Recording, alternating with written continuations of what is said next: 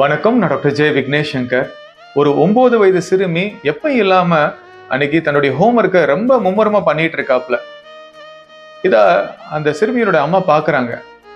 அந்த சிறுமியினுடைய அம்மாவும் பாத்தீங்கன்னா அன்னைக்கு ரொம்ப பிஸியா இருக்காங்க. டாக்ஸ் ஃபைல் பண்ற சம்பந்தமான விஷயங்களை யோசிச்சுக்கிட்டு அந்த டாக்குமெண்ட்ஸை தேடி எடுத்துக்கிட்டு இருக்காங்க. இன்னொரு பக்கம் பாத்தீங்கன்னா வீட்டுல பொருட்கள் இந்த பக்கமும் அந்த பக்கமும் கிடக்குது, அதையும் கிளீன் பண்றாங்க. சமையல் பண்ற நேரமும் வந்துருச்சு. பல வருடங்களா நான் சமையல் பண்றேன் அப்படிங்கிற அந்த ஒரு மன அழுத்தமும் அவங்களுக்கு அதிகமா இருக்குங்க. இந்த மாதிரி நேரத்துல தன்னுடைய மகள் ரொம்ப மும்முரமா அன்னைக்கு ஹோம்ஒர்க் பண்றதை பார்த்துட்டு மகள் கிட்ட கேக்குறாங்க, என்னம்மா என்னைக்கு இல்லாத அளவுக்கு இன்னைக்கு ரொம்ப சீரியஸா ஹோம்ஒர்க் பண்ணிட்டு இருக்க, என்ன ஹோம்ஒர்க் சொல்லு அப்படின்றாங்க. இன்னைக்கு என்னுடைய ஸ்கூல் டீச்சர் ரொம்ப முக்கியமான ஹோம்ஒர்க் எனக்கு கொடுத்துருக்காங்க அப்படின்னு சிறுமி அம்மா கிட்ட சொல்றாப்ல. அது என்ன ஹோம்ஒர்க் தெரியுமா உங்களுக்கு அப்படின்ட்டு சொல்றாப்ல. 3 நெகட்டிவான விஷயங்களை நீ தேர்ந்தெடுத்து அதற்கு நீ நன்றி தெரிவிக்கணும் அப்படின்னா என்ன விஷயங்களை தேர்ந்தெடுப்ப அப்படின்னு எனக்கு ஹோம்ஒர்க் கொடுத்துருக்காங்க, நான் அதை தான் எழுதுனேன் அப்படிங்கிறாப்ல. உடனே அவங்க அம்மா ஆர்வமா கேட்குறாங்க, அது என்ன 3 நெகட்டிவான விஷயங்களுக்கு நீ நன்றியை சொல்லியிருக்க அப்படின்னு கேட்குறாங்க. அந்த சிறுமி சொல்றாப்ல அம்மா கிட்ட, என்னுடைய முழு ஆண்டு தேர்வுக்கு நான் நன்றி சொல்றேன், அதாவது ஃபைனல் எக்ஸாமினேஷனுக்கு நான் நன்றி சொல்றேன். அந்த முழு ஆண்டு தேர்வு எனக்கு கஷ்டமா தான் இருக்கும், ஆனா அந்த முழு ஆண்டு தேர்வுக்கு அப்புறம் வர அந்த லாங் லீவ், அந்த லாங் வெக்கேஷன், அது எனக்கு ரொம்ப அதிகமான சந்தோஷத்தை கொடுக்கும். அதுக்காக நான் முதல்ல அந்த முழு ஆண்டு தேர்வுக்கு நான் நன்றி சொல்றேன் அப்படின்னு எழுதியிருக்காப்லங்க. 2வதாக, நான் காலையில குடித்த அந்த கசப்பான மருந்துக்கு நன்றி சொல்றேன், அந்த கசப்பான மருந்து நான் குடிச்சனாலதான் இப்ப ஆரோக்கியமா இருக்கேன். 3வதாக, எங்க அம்மா என்னை திட்டுறது, கண்டிக்கிறது, இதற்கு நான் நன்றி சொல்றேன். காரணம் என்னன்னா, அம்மாவுடைய அன்பை நான் உணர்றேன். நான் டிசிப்ளின்டா ஒழுக்கமா இருக்கிறதுக்கு அம்மா என்னை கண்டிக்கிறாங்க, அதற்காக நான் நன்றி சொல்றேன் அப்படின்னு அந்த சிறுமி அம்மா கிட்ட சொல்லியிருக்காப்லங்க. இதை கேட்டவுடன் அந்த தாயினுடைய கண்கள் கலங்கிருச்சுங்க. அடுத்ததான் அந்த சிறுமியினுடைய அம்மா நினைச்சு பாக்குறாங்க, இந்த ஹோம்ஒர்க் என் மகளுக்கு முக்கியமோ இல்லையோ எனக்கு ரொம்ப முக்கியம் அப்படின்னு புரிஞ்சுக்கிட்டு அவங்க இன்னொரு ரூம்குள்ள போய் கதவை அடைச்சிட்டு ஒரு டைரி எடுத்து அவங்க வாழ்க்கையில இருக்கிற 3 நெகட்டிவான விஷயங்களை தேர்ந்தெடுத்து அதற்கு நன்றி சொல்லலாம் அப்படின்ட்டு அவங்க லிஸ்ட் போட்டு எழுத ஆரம்பிக்கிறாங்க. முதல்ல அவங்க டாக்ஸ் கட்டுறதுக்கு நன்றி சொல்றாங்க. டாக்ஸுக்கான டாக்குமெண்ட்ஸை ரெடி பண்ணணும், ஆடிட்டரை பார்க்கணும், ரொம்ப சிரமப்படுற வேலை தான். இருந்தாலும் எனக்கு வருமானம்னு ஒண்ணு வர்றதுனாலதான் நான் டாக்ஸ் கட்டுறேன். இந்த வருமானம் வராம எத்தனையோ பேர் கஷ்டப்பட்டுக்கிட்டு இருக்காங்க. அப்படி இருக்கும்போது இந்த டாக்ஸ் கட்டுறதுக்கு நான் நன்றி சொல்றேன் அப்படின்ட்டு முதல் பாயிண்டா எழுதுறாங்க. 2வதாக, தன்னுடைய கணவர், மகள் வீட்டுல பொருட்களை கண்ட இடத்துல போட்டுறாங்க. வீட்டுல நிறைய குப்பை இருக்கு, அதை நான் தான் கிளீன் பண்ணிக்கிட்டே இருக்கேன், அதற்கு நன்றி சொல்றேன் அப்படின்னு அவங்க எழுதுறாங்க. காரணம் என்ன தெரியுமா, தனக்கு ஒரு வீடு இருக்கு, அதனாலதான் இந்த மாதிரி வீடு குப்பையாகுது. எத்தனையோ பேருக்கு இந்த மாதிரி வீடு இல்லாம ரோட்ல பிளாட்ஃபார்ம்ல வாழ்ந்துகிட்டு இருக்காங்க, அதனால இதற்கு நான் நன்றி சொல்றேன் அப்படின்னு அவங்க எழுதுறாங்க. 3வதாக, அவங்க வீட்டுல பண்ற அந்த சமையல் வேலைக்கு நன்றி சொல்றாங்க. பல வருடங்களா நான் சமையல் பண்றதுனால எனக்கு போர் அடிக்குது, இருந்தாலும் என்னை சுற்றி அன்பானவர்கள் இருக்கனாலதான் நான் அவங்களுக்காக சமையல் பண்றேன். என் கணவர், என் பிள்ளைகளுக்காக நான் சமையல் பண்றேன். இந்த உலகத்துல எத்தனையோ பேருக்கு அவங்களை சுற்றி உறவுகள் இல்லாம தனிமையில வாழ்ந்துகிட்டு இருக்காங்க, அதனால நான் பண்ற சமையலுக்கு இறைவனுக்கும் பிரபஞ்சத்துக்கும் நன்றி சொல்றேன் அப்படின்னு அவங்க 3வது பாயிண்டா எழுதுறாங்க. இதை எழுதி முடித்தவுடன் அவங்கள அறியாம அவங்க கண்கள்ல கண்ணீர் வர ஆரம்பிக்குதுங்க. இந்த வீடியோ பார்த்துட்டு இருக்க உங்ககிட்ட ஒரு விஷயத்த நான் கேட்கணும்னு நினைக்கிறேங்க. உங்க வாழ்க்கையில இருக்கிற ஏதாவது ஒரு நெகட்டிவான விஷயத்திற்கு நீங்க நன்றியை வெளிப்படுத்தணும் அப்படின்னா எந்த விஷயத்திற்காக நீங்க நன்றியை வெளிப்படுத்துவீங்க? அதை கீழே கமெண்ட்ல மென்ஷன் பண்ணுங்க. காரணம் என்ன தெரியுமா, அந்த கமெண்ட்ஸை யாராவது படிக்கும் போது அது அவங்களுக்கு ஒரு மோட்டிவேஷனா இருக்கும். இந்த கஷ்டத்துல இவர் பாசிட்டிவா இருக்காரு அப்படிங்கிற அந்த எண்ணம் அவங்களுக்கு வரும்போது அவங்க வாழ்க்கையை அவங்க பாசிட்டிவா எதிர்கொள்வாங்க. இதனால அவங்க வாழ்க்கையில் ஒரு புது நம்பிக்கையை நம்ம கொடுத்த மாதிரி இருக்குங்க. என்னை சந்திக்கிற நபர்கள் என்கிட்ட பகிர்ந்துக்கிட்ட சில விஷயத்த உங்ககிட்ட நான் சொல்லணும்னு நினைக்கிறேன். கல்யாணமாகி சில வருடங்கள் ஆயிருக்கும், இனிமேல் எங்களால சேர்ந்து வாழ முடியாது, டைவர்ஸ் தான் இதுக்கு தீர்வு அப்படின்லாம் சொல்லியிருக்காங்க. சில பேருக்கு பாத்தீங்கன்னா கல்யாணம் தாமதம் ஆகிக்கிட்டே இருக்கும். எப்படியாவது சீக்கிரம் நான் கல்யாணம் பண்ணணும், எனக்கு அன்பு செலுத்துறதுக்கு யாராவது வேணும் அப்படின்ற ஏக்கத்தோட என்கிட்ட சில பேர் பேசியிருக்காங்க. சீக்கிரம் என்னுடைய ஐடியல் பார்ட்னரை நான் மேனிஃபெஸ்ட் பண்ணணும், அதற்கான வழிமுறைகள் சொல்லுங்க அப்படின்லாம் கேட்டிருக்காங்க. என்னுடைய ஃபீல்டுல நான் ரொம்ப ஃபேமஸ் ஆகணும், எனக்கு புகழ் கிடைக்கணும் அப்படின்னு சொல்றவங்கள நான் பார்த்துருக்கேன். அதே மாதிரி ரொம்ப ஃபேமஸான நபர்கள், புகழோட உச்சத்துல இருப்பாங்க பாருங்களேன், அவங்க என்கிட்ட சொல்லியிருக்காங்க, ஒரு சாமானியனா நான் வாழணும், ரோட்ல நடந்து போக கூட என்னால முடியல, ஒரு சுதந்திரம் எனக்கு கிடையாது, அந்த மாதிரி ஒரு வாழ்க்கை கிடைக்குமா நான் ஏங்கிக்கிட்டு இருக்கேன் அப்படின்னு சொல்லி நான் கேள்விப்பட்டிருக்கேங்க. சிறுவர்கள் நாங்க சீக்கிரம் பெரியவங்கள் ஆகணும் அப்படின்னு சொல்லுவாங்க, ஆனா முதியவர்கள் மறுபடியும் அந்த குழந்தை பருவத்துக்கு போய் அந்த வாழ்க்கையை வாழணும்னு நாங்க ஆசைப்படுறோம் அப்படின்னு சொல்லுவாங்க.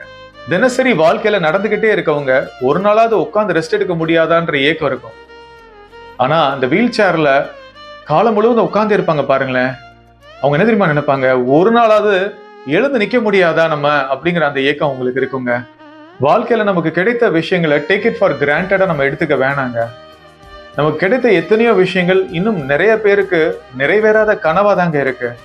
அப்படி இருக்கும்போது நம்ம வாழ்க்கையில நமக்கு கிடைத்த எல்லா விஷயத்துக்கும், பிரபஞ்சத்துக்கும், இறைவனுக்கும் நம்ம நன்றியை வெளிப்படுத்தணுங்க. குறிப்பா ஒவ்வொரு நாளும் நம்ம நிகழ்காலத்துல நன்றி உணர்வோடு வாழணுங்க. இக்கட்டான சவாலான சூழ்நிலைகள் உங்க வாழ்க்கையில வந்தாலும் அந்த நேரத்திலையும் நீங்க நன்றி உணர்வோடு இருக்கும்போது அந்த பிரபஞ்ச பேராற்றல், அந்த சர்வ வல்லமை படைத்த இறைவன் உங்களை அற்புதமா அந்த சிச்சுவேஷன்ல இருந்து மீட் எடுப்பாருங்க. இந்த உலகத்துல யாரும் நன்றி உணர்வை வெளிப்படுத்தி வீழ்ந்து போனதா சரித்திரமே இல்லைங்க.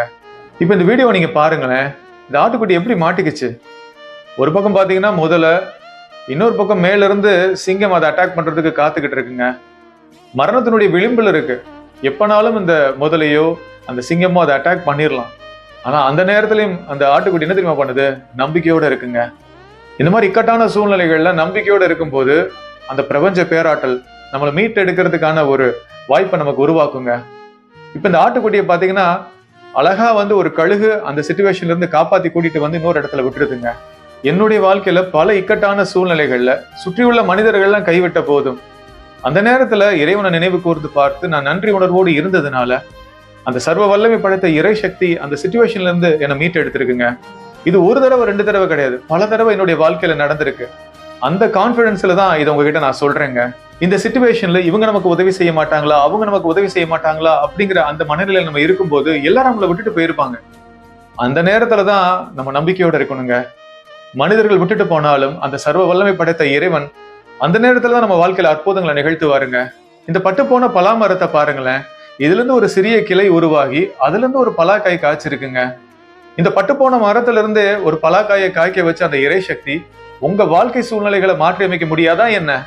இந்த இலையுதிர் காலம் வரும்போது மரத்துல இருக்க இலைகள்லாம் காஞ்சு போய் கீழே விழுந்துருங்க.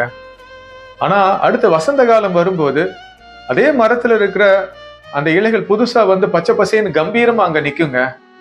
நம்முடைய வாழ்க்கையிலும் தோல்விகள், அவமானங்கள், துரோகங்கள், ஏமாற்றங்கள் இதெல்லாம் இலையுதிர் காலம் மாதிரிங்க. பிரபஞ்சம் ஏன் இதை அனுமதிக்குது தெரியுமா? நம்ம கிட்ட இருக்கிற நெகட்டிவான எனர்ஜிலாம் நம்ம கிட்ட ரிலீஸ் பண்றதுக்குங்க. நம்ம நெகட்டிவான கர்மாவெல்லாம் ரிலீஸ் பண்ணிட்டு நம்முடைய வாழ்க்கையிலும் வசந்த காலத்தை கொண்டு வருவதற்காக தான் இந்த சூழ்நிலைகள்லாம் வருதுன்னு நீங்க புரிஞ்சுக்கோங்க. எப்படி அந்த வசந்த காலத்துல மரங்கள் நல்ல பச்சை பசேன்னு கம்பீரமா நிக்குதோ அந்த மாதிரி உங்க வாழ்க்கையிலும் நீங்க 2.0 ஒரு அப்கிரேடட் வெர்ஷனா பல பேருக்கு இன்ஸ்பிரேஷனா முன்மாதிரியா இருக்கணும் அப்படின்னு தான் பிரபஞ்சமும் விரும்புதுங்க. இந்த இலையுதிர் காலம் வந்தபோது மரத்துல இருக்க இலைகள்லாம் காஞ்சி கீழே விழுகுதுல, அந்த காஞ்சி போன இலைகள்லாம் மனம் என்ன தெரியுமா பண்ணுது? அந்த மரத்துல எடுத்து ஒட்ட வைக்குதுங்க. நம்முடைய வாழ்க்கையிலும் நம்ம வாழ்க்கையில முடிஞ்சு போன விஷயங்கள், கடந்த காலத்துல ஏற்பட்ட நிகழ்வுகள், அதுக்கு முக்கியத்துவம் மனம் கொடுக்க வைக்குங்க. அது சம்பந்தப்பட்ட எண்ணங்களை கொண்டு நம்மளை முடக்கி போட முயற்சி பண்ணுதுங்க. இப்ப கடந்த காலம் சம்பந்தப்பட்ட எண்ணங்களுக்கு முக்கியத்துவம் கொடுக்காமல் நிகழ்காலத்துல நன்றி உணர்வோடு வாழ ஆரம்பிங்க.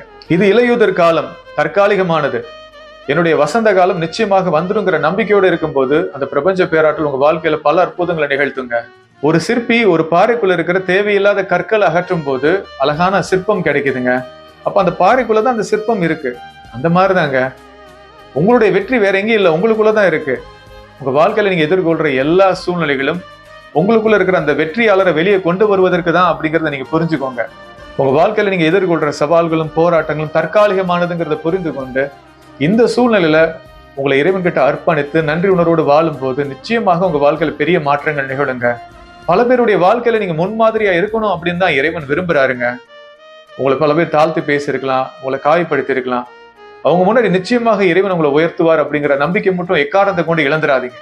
உயர்ந்து நிற்கும் மரம் எல்லாம் என்றோ ஒரு நாள் விதைகளாக மண்ணில் விழுந்தவையே. நம்பிக்கையோடு இரு, உன் சூழ்நிலை நிச்சயம் மாறும் என்று இறைவன் கூறுகிறார். இந்த வீடியோவை லைக் பண்ணி ஷேர் பண்ணுங்க. என்னோட YouTube channel doctor Vignesh Shankar நீங்க சப்ஸ்கிரைப் பண்ணுங்க. நன்றி.